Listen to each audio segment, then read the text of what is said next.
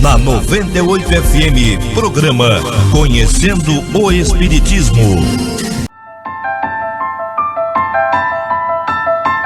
De todos os desvios da vida humana, o suicídio é talvez o maior deles pela sua característica de falso heroísmo, de negação absoluta da lei do amor e de suprema rebeldia à vontade de Deus, cuja justiça nunca se faz sentir junto dos homens sem a luz da misericórdia. Emmanuel, o Consolador, psicografia de Francisco Xavier. Uma campanha, Grupo Espírita A Caminho da Luz, Biguaçu, Santa Catarina. www.radiofraternidade.com.br. Programa Espírita Conhecendo o Espiritismo e Programa Espírita Luz e Fraternidade.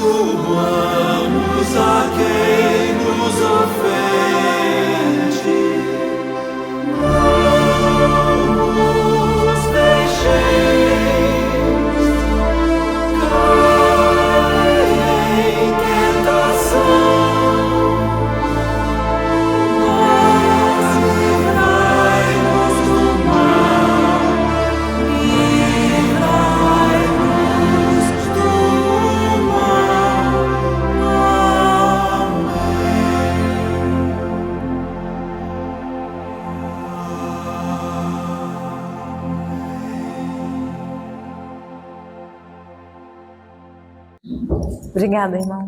Boa noite. É muito bom esse convite feito pela Casa Caminho da Luz. Estou muito grata de estar aqui, entre os irmãos. Estão todos bem? Quem veio pela primeira vez na Casa Espírita? Bem-vindo. Voltem sempre. Estão sendo muito bem acolhidos.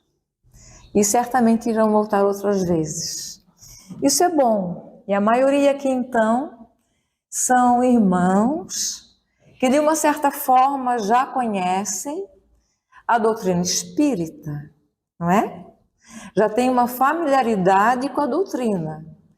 Já tem um conhecimento, que é muito importante esse conhecimento para a nossa evolução moral, na verdade, a nossa evolução não a material, não a prosperidade financeira, nada disso.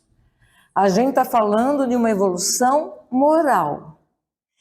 Porque nós todos aqui viemos de longas caminhadas. Somos espíritas e acreditamos na reencarnação. Provavelmente a gente já tem consciência que não é a primeira vida que nós estamos tendo, provavelmente não será a última. As pessoas que nós nos relacionamos não são estranhos para nós. Embora a gente não lembre, não são estranhos. Mas houve uma época em que a gente acreditava sim na imortalidade da alma, na vida eterna. Mas a gente acreditava nessa imortalidade angustiante, onde era uma eterna dúvida: será que eu vou para o céu? Será que eu vou para o inferno? Será que eu vou ficar eternamente ardendo no fogo do inferno? A gente já acreditou nisso, não acreditou? Então a imortalidade, pela imortalidade, acreditar na vida eterna, pela vida eterna, era bom, não era? Mas, vamos falar a verdade, não era tão consolador assim saber que a gente tinha a possibilidade de não ir para um céu direto, de fazer uma parada no purgatório, de ter uma parada lá no purgatório, no inferno, não sei aonde. Então isso nos angustiava. Tem uma história que eu trago para nós. Essa história é contada por um psiquiatra brasileiro. O nome dele é Sérgio Felipe de Oliveira. Ele conta essa história para a gente entender bem o quanto a doutrina espírita trouxe conforto para a gente. Ele fala que havia uma mãe muito dedicada e um filho. Para ter uma mãe tem que ter um filho ou uma filha.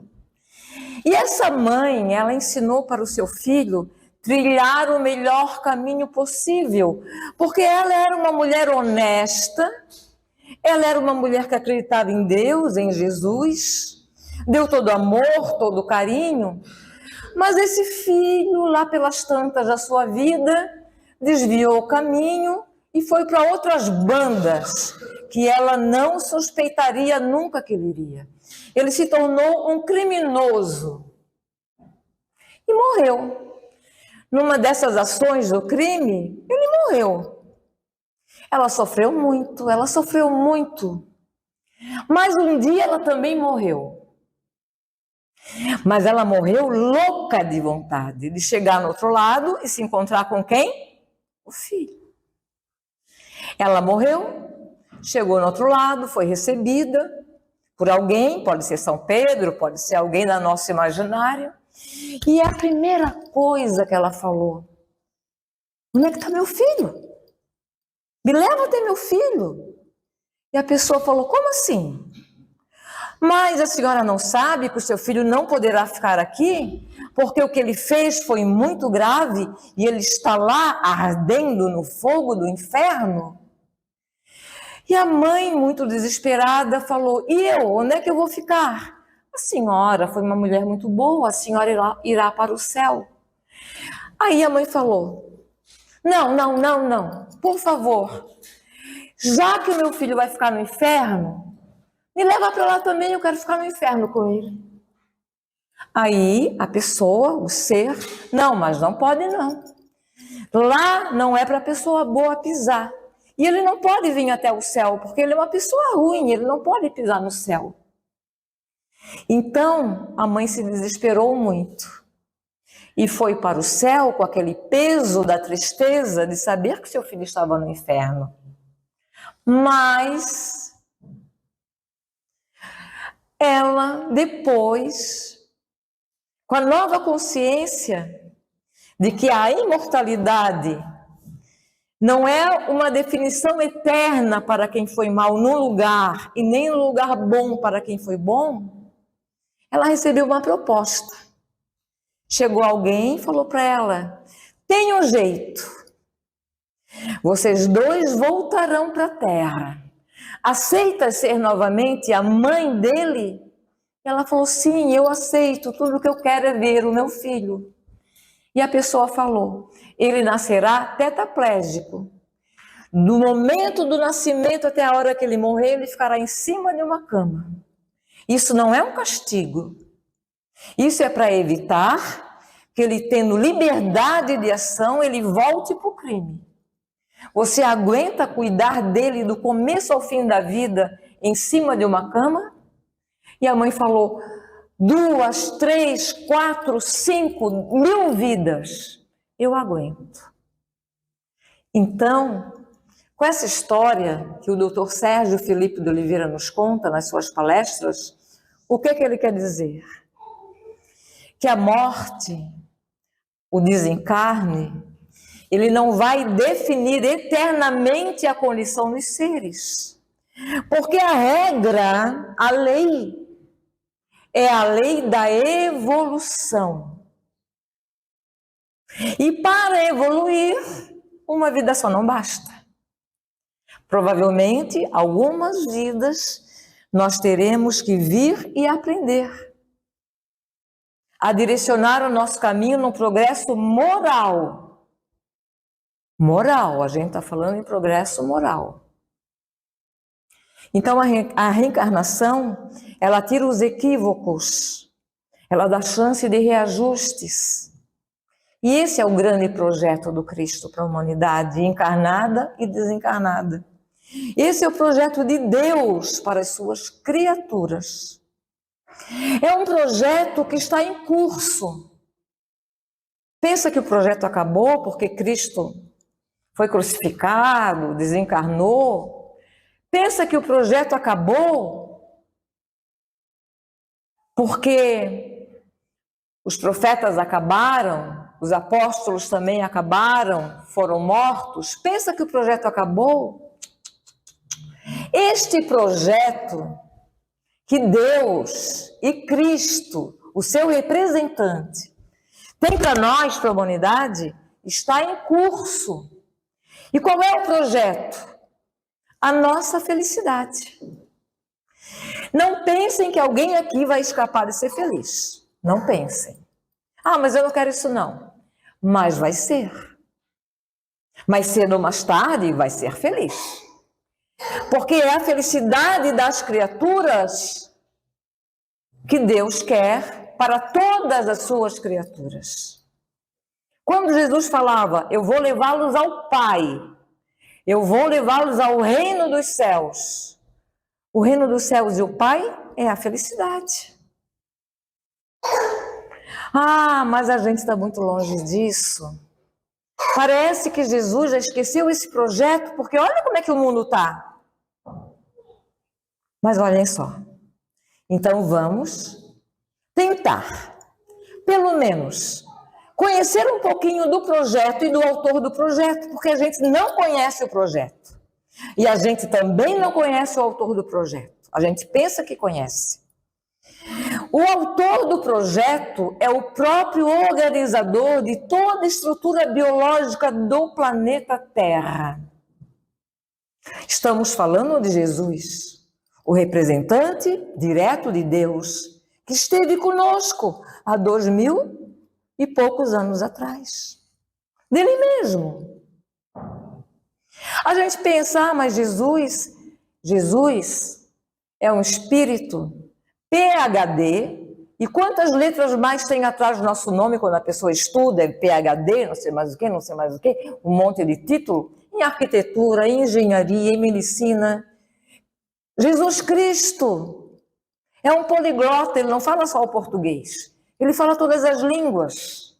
Ele é um mestre em todas as áreas do conhecimento que nós já podemos imaginar.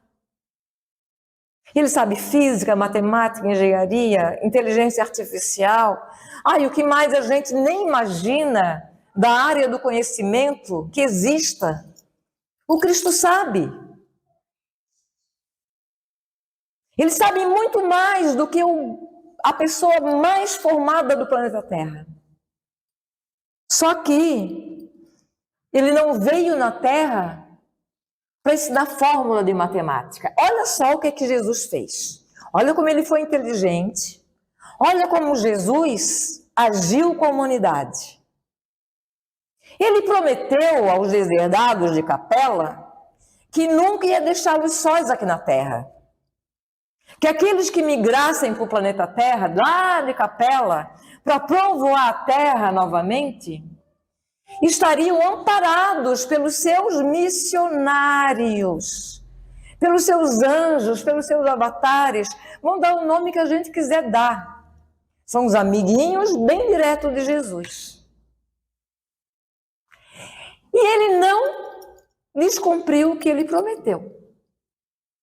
Ele sempre investiu na nossa evolução moral, sempre. Em todas as épocas nós nunca estivemos sós. A gente não lembra, a gente não vê. Mas olha só o que é que os livros de história registram. O que a gente pode ler nos livros de história. Porque tem coisa que aconteceu antes que a gente não sabe ainda. Vejamos. 5.000 anos atrás, antes de Cristo nascer e voltar para a Terra, ele mandou Krishna, um espírito muito seu amigo, para nos ensinar como é que nós chegaríamos ao caminho da evolução.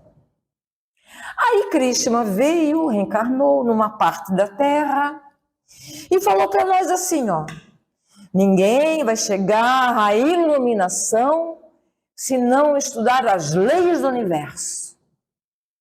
E Krishna nos apontou um caminho, vai estudar as leis do universo, vai estudar as leis do universo. Depois, Jesus mandou o Buda, mais ou menos 500 e poucos anos antes dele vir. Buda, inspirado em Krishna, falou, opa, as leis do universo são muito importantes. Mas, se o homem não conhecesse a si mesmo, nada vai adiantar. Não adianta conhecer o universo e não se conhecer. Então, Buda veio nos ensinar a nos conhecer, a mergulhar dentro da gente, para nos conhecer. Veio Zoroastro, 7 séculos antes de Cristo, numa parte do mundo, já trazendo a ideia de céu, de inferno, quase um dos primeiros que trouxe essa ideia para a Terra. Vieram os filósofos, Sócrates, que veio nos ensinar as virtudes, dizendo, nós temos que trilhar o caminho das virtudes, porque o homem que trilha o caminho das boas virtudes vai encontrar o caminho do bem. O homem que não trilhar o caminho das virtudes, provavelmente vai se encontrar no mal. Isso foi antes de Cristo também. Ele mandou Moisés, o legislador, mandou Abraão, mandou tantos, mas por que nós empacamos? Por que nós estacionamos na nossa questão moral? E ficamos iludidos com a matéria e dando muito pouco atenção às coisas espirituais. E Jesus percebeu, hein? Ele estava lá, da onde ele estava, não sei bem aonde, porque eu não consigo chegar lá, né? Lá com o seu Wi-Fi ligado e vendo tudo que a gente estava fazendo aqui na Terra. E falou, não, eu não vou enviar mais ninguém, eu irei pessoalmente. E ele também fez parte do projeto. Ele também se incluiu no projeto. Ele também veio para ser o nosso professor. Antes de vir, ele permitiu que lá na região onde ele ia reencarnar, uns médios tivessem os fragmentos do que iria acontecer na Terra. Esses médios foram chamados de profetas, médios, lá antes do 1º século, aqueles médios. E esses médios, eles tiveram os fragmentos do que ia acontecer na Terra. E Jesus reencarnou. Ora, ele tinha mandado antes dele, 2.500 anos atrás, Hermes Trismegisto, um grande sábio egípcio, que nos trouxe as 7 leis que regem o universo, que até hoje são usadas. Os egípcios viam o mundo por essas 7 leis, do micro ao macrocosmos. Essas 7 leis até hoje, a ciência está cada vez comprovando mais essas 7 leis que há 2.500 anos atrás, antes de Cristo, o Hermes Trismegisto revelou para o povo egípcio. São 7 leis que regem do grão de areia ao cosmos. Ali. Vocês devem lembrar. Muitas ciências falam delas hoje. É o mentalismo, tudo é mente, o todo é mente, tudo nasce na mente primeiro para depois virar realidade. É a lei de correspondência, o que acontece lá, acontece aqui. A mesma funcionamento do sistema solar é parecido, muito parecido com o mesmo funcionamento de um átomo. De um átomo. É a lei da correspondência, a lei da vibração. Tudo no universo vibra. Tudo vibra. A cadeira vibra, isso aqui vibra, tudo vibra. A lei da polaridade, existem os opostos. A lei do gênero, mas não é sexo, masculino e feminino. É a energia masculina, a energia feminina dentro do universo. Hermes falou isso lá atrás. E hoje a ciência está usando isso. Todo o universo é regido por 7 leis herméticas.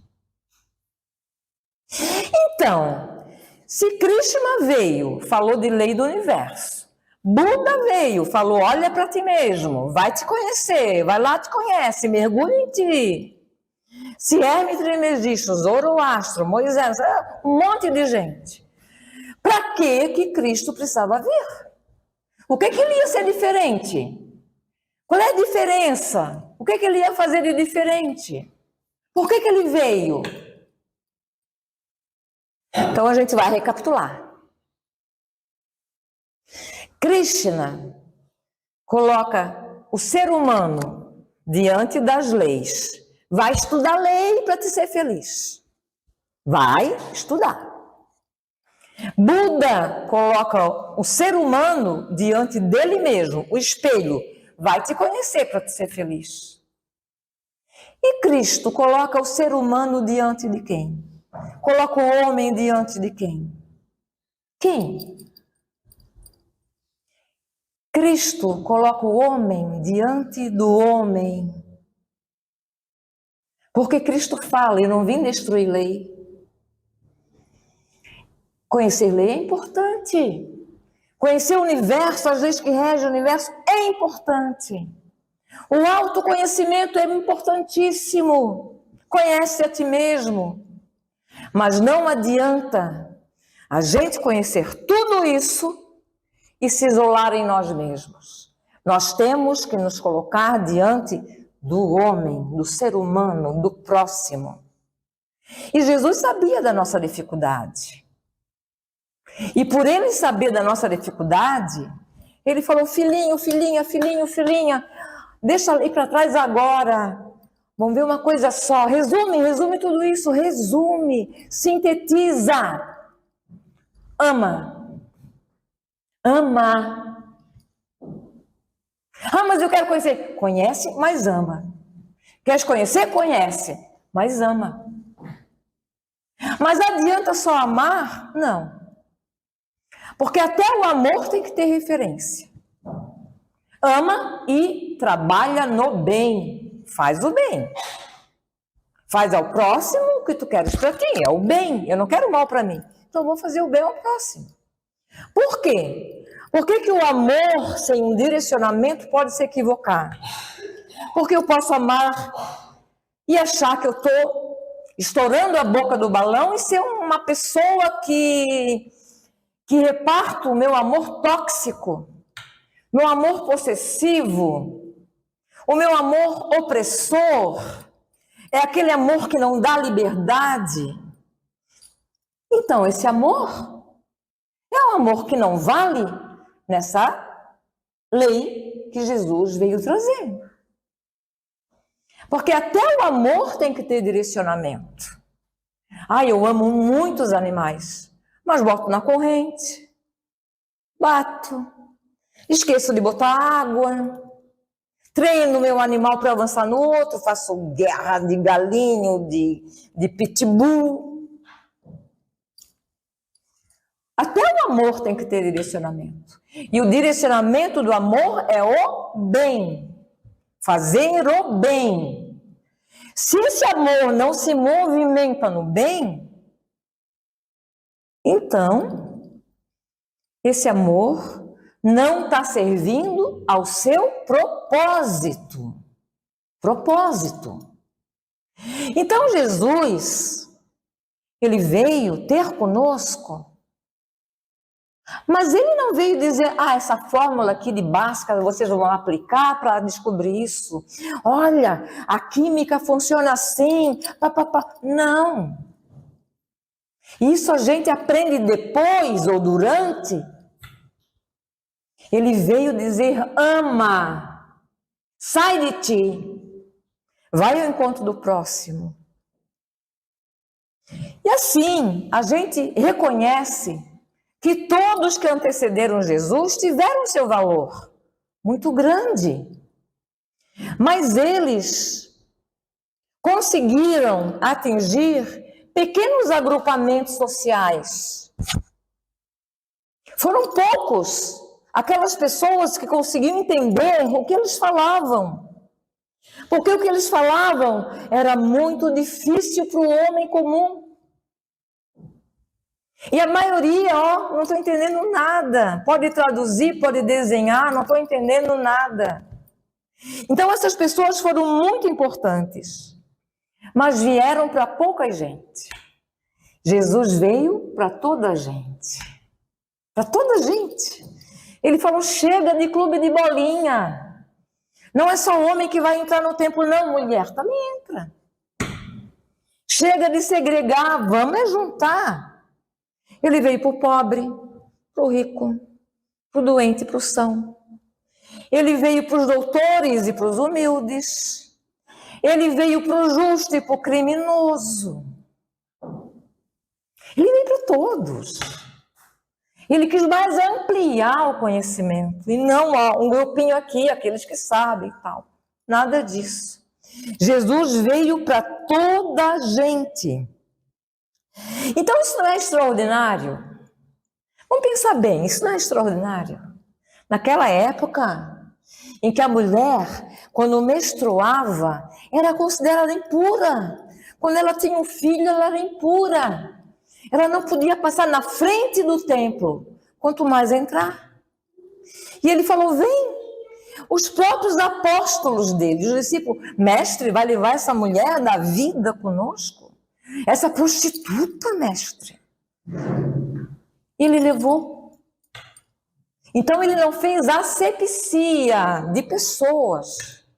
Ele veio para todo tipo de gente. Quando Krishna morreu, o que aconteceu com os discípulos de Krishna? Se enfiaram dentro do mosteiro e foram estudar para se iluminar. Quando o Buda morreu, o que aconteceu com os discípulos de Buda? Se enfiaram dentro do templo e foram estudar, autoconhecer, para se iluminar. O que aconteceu com os discípulos de Cristo quando Cristo morreu? Foram para a galera, como diz a juventude, foram se misturaram com as pessoas. Abriram casas de acolhimento, a Mansão do Caminho, a primeira casa de acolhimento naquela época, foram ao Vale dos Imundos. Era assim que era falado, o lugar onde as pessoas que tinham lepra eram jogadas, no Vale dos Imundos. Foram nas ruelas sujas, foram nos doentes, foram nos criminosos. Os discípulos de Jesus fizeram a diferença. Se misturaram. Os discípulos de Krishna e Buda montaram sociedades secretas, doutrinas secretas. Não estou criticando, foi muito importante, conhecimento é muito válido, mas para poucas pessoas que entendiam aquela linguagem. E os discípulos de Jesus foram falar de forma clara, direta, humilde e simples para toda a gente. Para fazer a mensagem de Jesus chegar em todos os cantos. Eles enfrentaram ditaduras, tiranias muito sangrentas.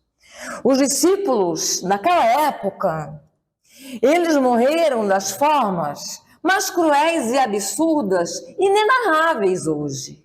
Por exemplo, no governo de Nero, em 64 d.C., foi o primeiro imperador romano que oficializou a perseguição dos cristãos. E o que ele fez, Nero? Ele fazia dos cristãos, os discípulos, tochas vivas. Botava amarrado num poste, besuntava com óleo, botava fogo para iluminar o jardim do seu palácio. Pessoas, eram tochas vivas. Fora as outras formas de crueldade em que os discípulos e os cristãos morreram. Mas eles largaram o projeto? Eles não largaram o projeto. Se manteram firme no projeto. É esse projeto, eu estou no projeto. Eu faço parte do projeto de Jesus, de trazer luz no coração de todos os seres humanos, para que esse ser humano encontre mais rapidamente a sua felicidade. A felicidade não vai nascer sem a gente se encontrar com o próximo. Não vai. Eu não vou conseguir chegar ao Pai me esquivando de todas as pessoas. Eu tenho que ir ao encontro. E não é só de pessoas, é das criaturas. Porque os animais, as plantas, também estão incluídas nesse projeto. Se a gente fosse poder entrevistar essas pessoas que morreram daquela forma bárbara, e perguntar para eles, se arrependeu, né? Pô, fosse escaldado, fosse devorado por um leão, cara. Fosse tocha viva no jardim de Nero, estás arrependido? Eles fariam tudo outra vez. E nós? Que também nós somos do projeto. A gente não pode esquecer que a gente está no projeto. Ninguém aqui está fora do projeto. Ninguém na Terra está fora do projeto. Ninguém em nenhum lugar da Terra está fora do projeto. Nós estamos no projeto do Cristo. E nós, né? Jesus investiu tanto na nossa formação. No século XIX veio Kardec, a codificação da doutrina espírita, tirou o véu dos túmulos, compreendemos melhor a encarnação, entender que a encarnação é um método educativo, é maravilhoso. Saber que a gente vai ter oportunidade de reajustar aquele mal que nós fizemos lá atrás é maravilhoso ou não é? Não é felicidade na nossa alma ou não é? Nós estamos com, desculpa o ditado popular, a faca e o queijo, e há quem não gosta de queijo, mas estamos com a faca e com o queijo nas nossas mãos. E nós somos servidos até hoje. Jesus nos deixou à disposição uma natureza incrível. Tudo que nós pedimos à natureza, ela nos dá. Pede uma pedra, está aqui a pedra. Pede um pau, está aqui o pau. Pede água, está aqui a água. Pede o fruto, está aqui o fruto. Pede ouro, está aqui o ouro. Tudo que a gente pede para a natureza nos dá. E quando Deus nos pede algo,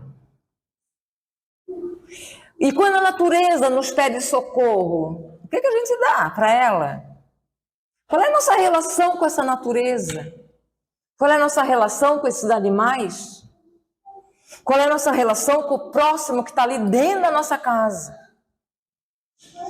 Então, Jesus sabe das nossas dificuldades. Ele sabe que a nossa estatura ainda é pequena. Então ele construiu ciclos de treinamento. Sabe o que é que Jesus fez? Olha a inteligência dele. Eu sei que meus filhinhos agora, meus irmãozinhos, não conseguem amar incondicionalmente. Então eu vou oferecer pequenos círculos de treinamento, exercícios, para que ele treine isso que é o amor. E quais são esses pequenos círculos de treinamento? A nossa família. É ali onde nós estamos. Quais são os pequenos círculos de treinamento? É dentro da casa espírita que nós estamos. É no trabalho, aquele círculo do trabalho, o círculo da família, o círculo da igreja, o círculo da casa espírita, o círculo da rua, nossos vizinhos. É o círculo dos lugares onde nós nos encontramos. Porque se nós estamos dentro da casa espírita, é aqui que nós temos que fazer o nosso melhor. Vamos para casa, é lá. Vamos trabalhar, é lá. Pequenos círculos para nos adestrar, para nos treinar a amar. Porque é como se nós colocássemos uma cerquinha ao nosso redor. Ah, Jesus falou que tem que amar o próximo como a nós mesmos. Então tá. Mas a nossa cerquinha é pertinho do nosso umbigo. Eu amo meu filho, meu marido, minha mãe, meu pai. Acaba aqui. Acaba aqui a cerquinha. Jesus quer que a gente amplie essa cerquinha. Vai mais um pouquinho lá. Mais um pouquinho adiante. Até o dia em que a gente tire a cerquinha. Vamos tirar a cerquinha. Porque eu já sei amar meu pai, minha mãe, meu cachorro, meu filho, meu marido, o meu colega de trabalho, o ceareiro da casa espírita, legal, meu vizinho. Mas tem uma cidade, tem um estado, tem um país, tem um continente, tem um planeta. A gente vai chegar lá. Esse é o projeto. Esse amor incondicional sem cerquinha na nossa volta. Sem cerquinha na nossa volta. Bem, para finalizar a nossa fala, que já está na hora, a gente tem que se conscientizar de que nós temos a bênção da oportunidade da encarnação em nossas mãos. Mas essa encarnação não quer dizer os meus 64 anos. Não, é todo dia. Todo dia tem algo de natalino. Natal está chegando, a gente vai chegar lá, vai cantar hino no presépio e tal.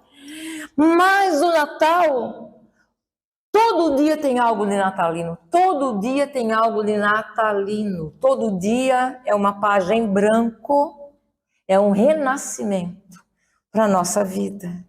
E a vida é muito mais simples do que a gente pensa. A gente acha, a gente vai colocando pendulicado na nossa vida. De repente a gente está com uma carga tão grande na nossa vida, de coisas que a gente foi enxertando. Tira esse peso, fica com o essencial. Caminha leve. A vida é muito mais simples do que a gente pensa. Para finalizar, eu gosto muito de contar, porque eu não sou filósofo, mas eu sou professora e eu gosto de ler. Eu acho que todo professor gosta de ler, né? E é interessante a leitura. E eu trago para vocês a história de um filósofo que ele viveu 4 séculos antes de Jesus Cristo. Ele era chamado de Diógenes, o louco. Porque ele morava nas ruas, ele era um filósofo que ele defendia a filosofia da simplicidade. Quanto mais simples, melhor. A pessoa tem que ser simples, quanto menos coisa tu carregar, melhor. Então ele morava num barril, igual o Chaves. Ele dormia num barril, nas ruas da Grécia. E naquela época, o imperador se chamava Alexandre o Grande, um grande imperador que, nossa, tem história dele por tudo quanto é livro. Impressionantemente, esse imperador era muito tirano, mas ele gostava do Diógenes. O Diógenes era chamado de cão, porque ele vivia como um cão, com os cães na rua. E ele era muito sábio. E uma vez, o Alexandre o Grande, ele foi até Corinto, a cidade de Corinto, para encontrar Diógenes nas ruas. Encontrou. Aí ele chegou perto do Diógenes, o filósofo, o louco, e falou: "Ô Diógenes, que bom eu te encontrar. Eu sou Alexandre, o Grande. Peça-me o que você quiser me pedir, eu te darei." E Diógenes falou: "Tem certeza?" Ele falou: "Sim, eu te darei." Aí sabe o que o Diógenes pediu? "Então, dá um passinho para o lado, por favor, que você está tapando o meu sol." Tudo o que ele queria era os raios de sol. Aí Diógenes falou para ele: olha, se eu não fosse Alexandre o Grande, eu queria ser o Diógenes.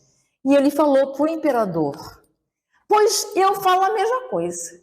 Se eu não fosse o Diógenes, eu ia querer ser o Diógenes. A simplicidade desse filósofo. Então é isso, eu agradeço. Desculpa passar uns minutos, peço perdão. Que Deus nos abençoe e que nos permita cada vez mais caminhar na direção dessa luz, desse amor do Cristo que vai fazer a gente se encontrar um dia nessa grande família. Obrigada.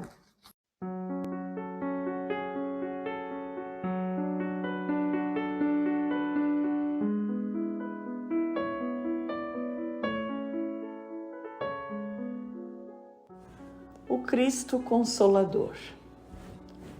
Vinde a mim, todos vós que estáis aflitos e sobrecarregados, que eu vos aliviarei.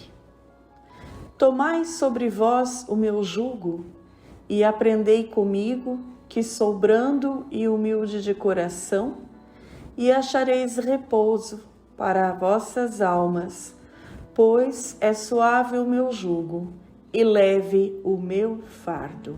Evangelho de Mateus, capítulo 11, versículos de 28 a 30. Uma das características que mais marcaram a presença de Jesus quando esteve entre nós, trazendo e exemplificando o seu Evangelho, foi sem dúvida o caráter consolador da sua ação. Aceitando a designação de mestre, dedicou-se à sua missão de esclarecimento e assistência, orientação e amparo, revelando-se como guia e modelo para toda a humanidade. Convidando todos os homens a buscá-lo, oferece a recompensa do alívio para os aflitos e sobrecarregados.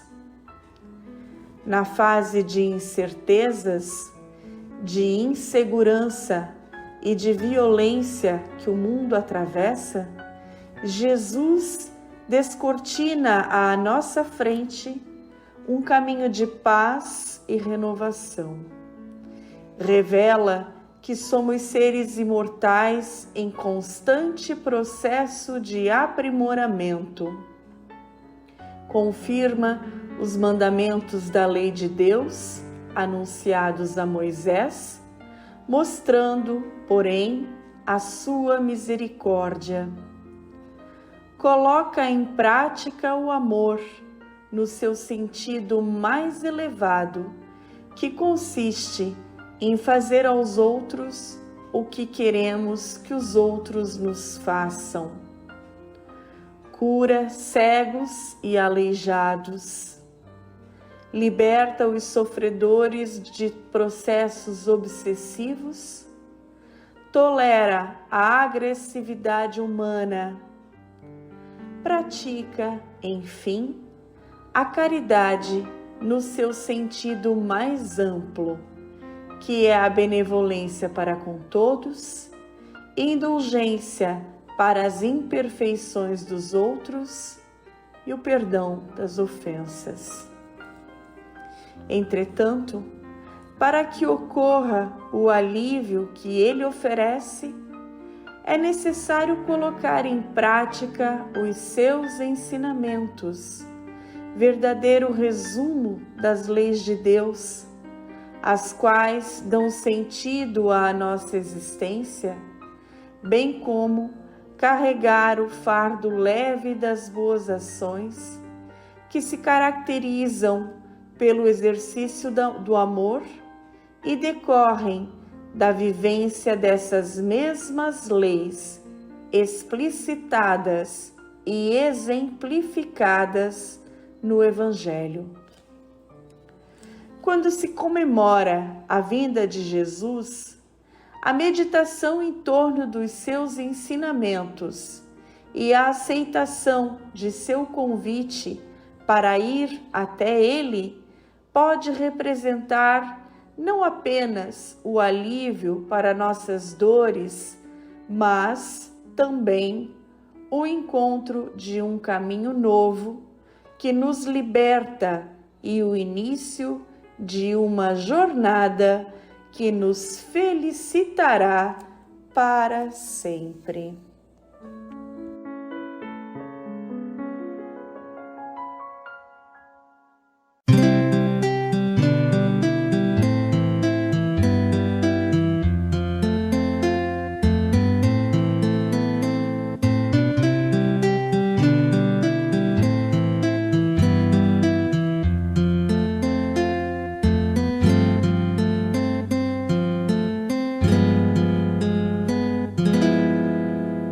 Jesus, no silêncio da prece, teus irmãos a ti pedem paz, pra aliviar um pouco as aflições. Senhor, enxugai nosso pranto, precisamos do teu amor e sentir tua presença envolver nossos corações. Por isso vem, Jesus.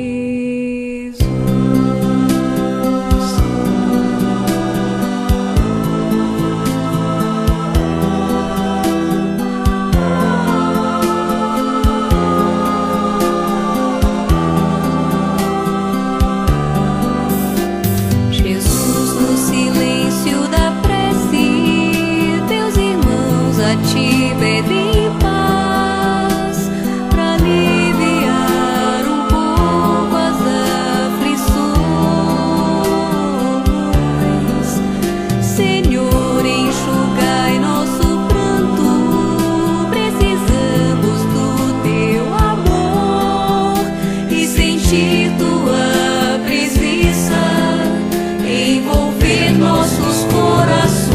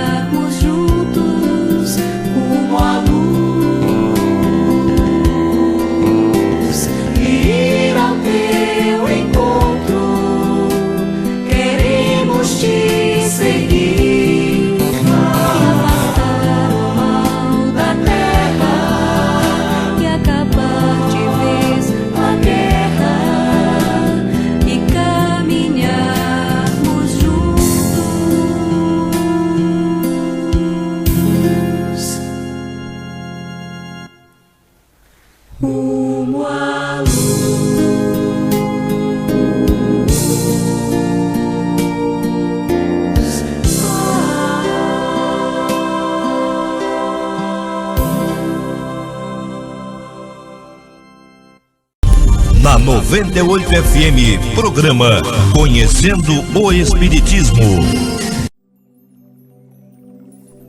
A caridade é um exercício espiritual. Quem pratica o bem, coloca em movimento as forças da alma.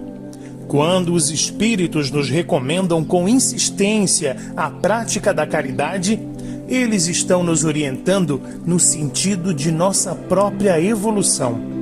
Crê em ti mesmo, age e verá os resultados. Quando te esforças, a vida também se esforça para te ajudar. Quanto mais te convences de que podes ser feliz, de que tens em ti os atributos da paz, ação, resistência e amor, mais as facilidades chegam a ti.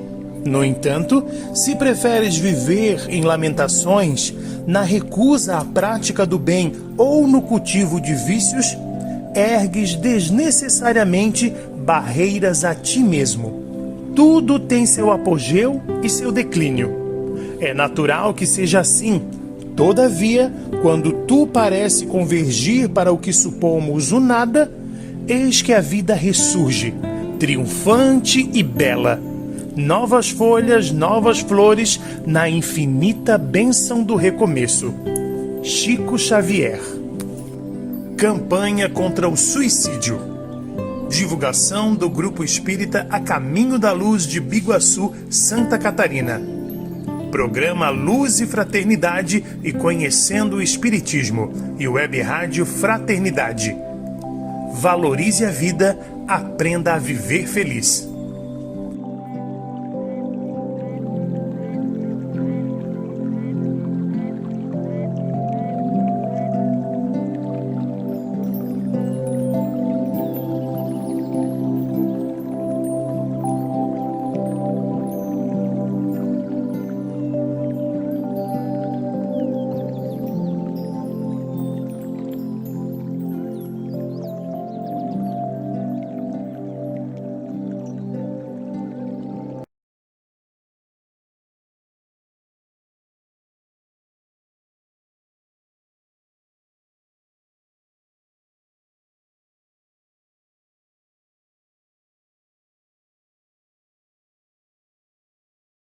Sete minutos com Emmanuel. Evangelho de Marcos, capítulo 1, versículo 24. Comentário do livro Caminho, Verdade e Vida, capítulo 144, intitulado Que temos com o Cristo?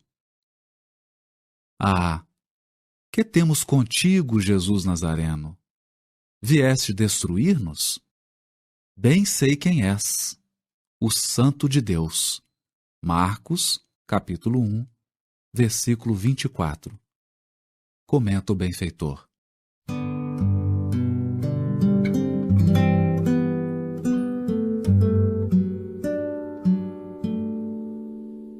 Grande erro supor que o Divino Mestre houvesse terminado o serviço ativo no Calvário.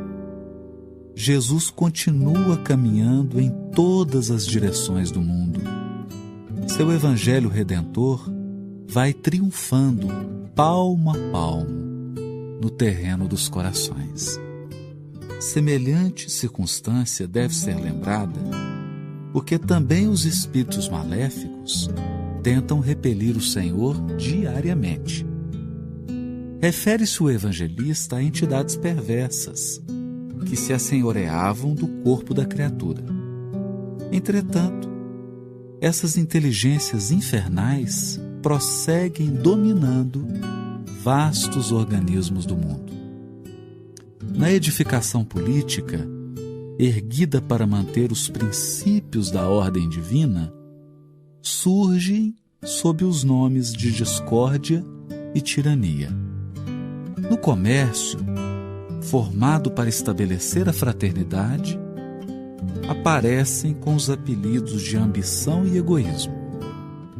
Nas religiões e nas ciências, organizações sagradas do progresso universal acodem pelas denominações de orgulho, vaidade, dogmatismo e intolerância sectária. Não somente o corpo da criatura humana padece a obsessão de espíritos perversos. Os agrupamentos e instituições dos homens sofrem muito mais. E quando Jesus se aproxima, através do Evangelho, pessoas e organizações indagam com pressa: que temos com Cristo? Que temos a ver com a vida espiritual? É preciso permanecer vigilante à frente de tais sutilezas, porquanto o adversário vai penetrando também os círculos do espiritismo evangélico, vestido nas túnicas brilhantes da falsa ciência. Esse versículo comentado por Emmanuel se encontra na passagem do capítulo 1 do Evangelho de Marcos, chamada A Cura do Endaimoniado na Sinagoga de Cafarnaum. Vale a pena ler essa mensagem. Entram em Cafarnaum e, após entrar na sinagoga, logo no sábado, ensinavam. Maravilhavam-se do seu ensino, pois estava ensinando a eles como quem tem autoridade e não como os escribas. E logo entrava na sinagoga deles um homem com um espírito impuro. E ele gritou dizendo: O que queres de nós, Jesus Nazareno? Vieste destruir-nos? Sei quem tu és, o Santo de Deus. Jesus o repreendeu dizendo: Cala-te e sai dele. O espírito impuro, convulsionando-o e bradando em alta voz, saiu dele. E todos ficaram assombrados, de sorte que debatiam entre si, dizendo: Que é isto? Um novo ensino? Com autoridade ordena os espíritos impuros e eles o obedecem. A sua fama logo espalhou-se em todo lugar, por toda a circunvizinhança da Galiléia. E Emmanuel, ao comentar a passagem, fala de um Jesus que não cessou a sua movimentação. Naquela época ele peregrinava em torno do lago da Galiléia. E agora a peregrinação de Jesus é muito mais ampla, porque ela envolve o mundo inteiro. Há algumas passagens, algumas frases poéticas na fala de Emmanuel. Nesse versículo em especial nós temos uma delas. Quando Emmanuel diz assim: Seu evangelho redentor vai triunfando palmo a palmo no terreno dos corações, mostrando um avanço do evangelho que não violenta consciências, que não impõe regras, mas um avanço do amor, que de coração em coração vai conquistando o mundo inteiro. E se naquela época quem estava dominado por entidade perversa era um homem em Cafarnaum, hoje, adverte o benfeitor, são instituições respeitáveis, instituições centenárias, algumas milenárias, que sofrem o assédio do materialismo e o assédio da sombra. E quando o evangelho se aproxima, trazendo a luz da fraternidade, do amor, da concórdia, da humildade e da paz, logo recebe a resistência e a incompreensão dos que perguntam: o que temos contigo? Essa resistência é sutil e pode acontecer até mesmo nos círculos espíritas, cabendo a todos nós o imenso cuidado de observar quem nos domina, se é o amor misericordioso do Cristo ou se ainda são as forças do passado, delituoso e errôneo, que teima em nos prender os pés no chão da terra.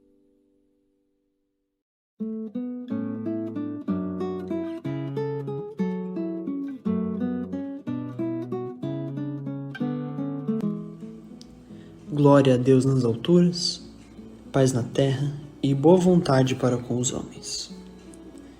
As legiões angélicas, junto à manjedoura, anunciando o grande renovador, não apresentaram qualquer palavra de violência. Glória a Deus no universo divino, paz na terra, boa vontade para com os homens. O Pai Supremo, legando a nova era de segurança e tranquilidade ao mundo, não declarava o embaixador celeste investido de poderes para ferir ou destruir. Nem castigo ao rico avarento, nem punição ao pobre desesperado, nem desprezo aos fracos, nem condenação aos pecadores, nem hostilidade para com o fariseu orgulhoso, nem reprovação contra o gentil inconsciente. Derramava-se o tesouro divino pelas mãos de Jesus para o serviço da boa vontade. A justiça do olho por olho e do dente por dente encontrara, enfim, o amor disposto à sublime renúncia até a cruz. Homens e animais, assombrados ante a luz nascente na estrebaria, assinalaram um júbilo inexprimível. Daquele inolvidável momento em diante a terra se renovaria. O algoz seria digno de piedade, o inimigo converter-se-ia em irmão transviado. O criminoso passaria à condição de doente. Em Roma, o povo gradativamente extinguiria a matança nos circos. Em Sidon, os escravos deixariam de ter os olhos vazados pela crueldade dos senhores. Em Jerusalém, os enfermos não mais seriam relegados ao abandono nos vales de imundície. Jesus trazia consigo a mensagem da verdadeira fraternidade e, revelando-a, transitou vitorioso do berço de palha ao madeiro sanguinolento. Irmão, que ouves no Natal os ecos suaves do cântico milagroso dos anjos, recorda que o Mestre veio até nós para que nos amemos uns aos outros. Natal, boa nova, boa vontade. Estendamos a simpatia para com todos e comecemos a viver realmente com Jesus, sob os esplendores de um novo dia.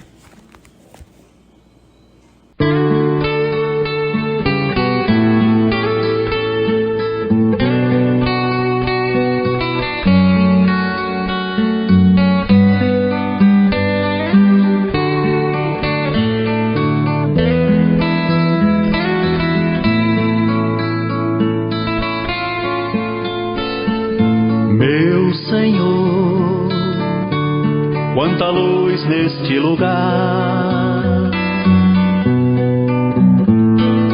Sua presença já se faz na oração. Só você tem a força e o poder conseguir alegrar meu coração. Toda estrela tem o brilho dos seus olhos, sim, e a flor sempre exala o seu amor. Seguirei o caminho que a você me conduz, seu conforto vim buscar, Jesus, com você eu estarei.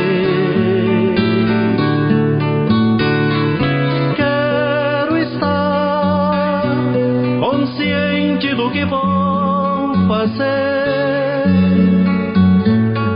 realizar com alegria o meu dever, ouvir um dia sua voz falando-me de paz, a tristeza não sentir jamais, com você eu vencerei.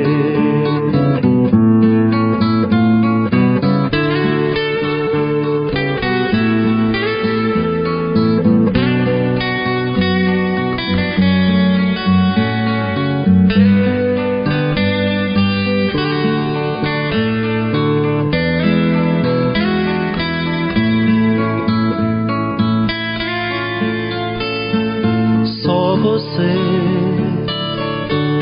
tem a força e o poder conseguir alegrar meu coração. Toda estrela tem o brilho dos seus olhos, sim,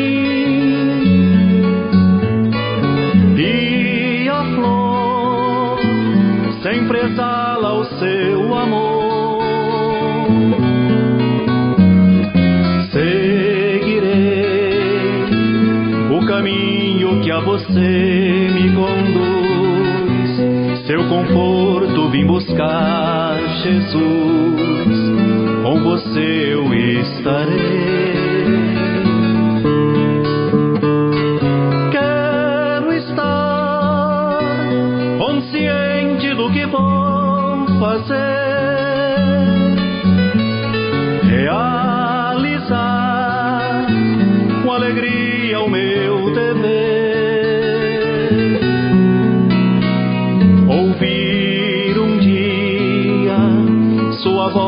falando-me de paz, a tristeza não sentir jamais, com você eu vencerei.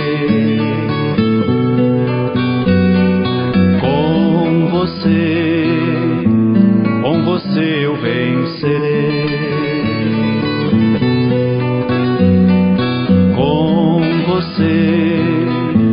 Com você eu vencerei. Com você eu vencerei.